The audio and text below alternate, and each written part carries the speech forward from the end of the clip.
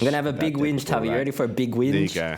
I'm ready for the big whinge. Spoilers are getting out of hand, Tubby. So, Deadpool 3. Yeah, you've seen it. You watched it last week. Yeah, I watched it last week. Yeah. I watched it almost as soon as it came out. Maybe a few days after it came out. Because you couldn't handle the spoilers. Exactly. Oh my God. And this is what I want to complain about is... This movie, I really felt pressure to have to watch it really quickly. I think it's intentional in this case as well. Because this is not really new. Like, internet spoilers has been a thing for a long time, like even back in the days of Game of Thrones, right? Like, as soon as the episode came out, you know, people would post stuff online that are just like full-on spoilers. I understand that it's the internet. You can't really police that. You can't really control it. I still think it's not a good thing to do, but, you know, people are going to be people. You can't really stop that from happening. But what I take umbrage about is when the company that's making the movie is actively spoiling the movie. So during Comic-Con, right? This is like maybe a few days after the American release of Deadpool and Wolverine. Yeah. They just brought all the cameos out onto the stage, Tommy. You know the cameos I'm talking about. I'm not going to say them here because I don't want to spoil the movie for anyone, but they just brought them out on stage and like, here they are. These are the people that are going to be in the movie. Really? Thank you, Kevin.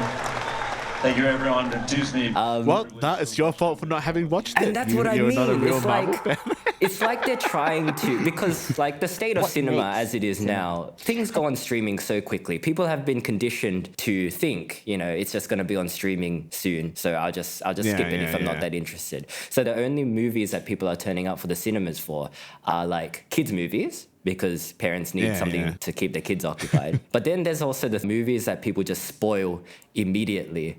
So if you wait for it to come on streaming, you will have seen all the spoilers by then. And it's the type of movies that kind of need like the surprise factor for a lot of the enjoyment. It's kind of like a Multiverse of Madness situation or a Spider-Man No Way Home situation. It's like a big part of the enjoyment is being surprised by the cameos. This Comic-Con, you know, situation. It's almost like the company is saying like, you have to watch it like straight away, otherwise we're going to spoil it for you. And that's going to be your fault at that point, you know?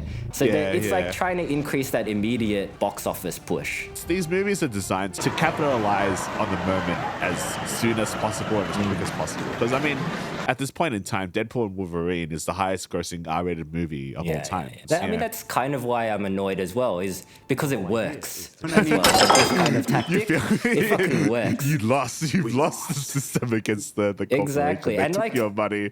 I they get took it. your money. Yeah, you got to make money. You got to to do what works marketing-wise.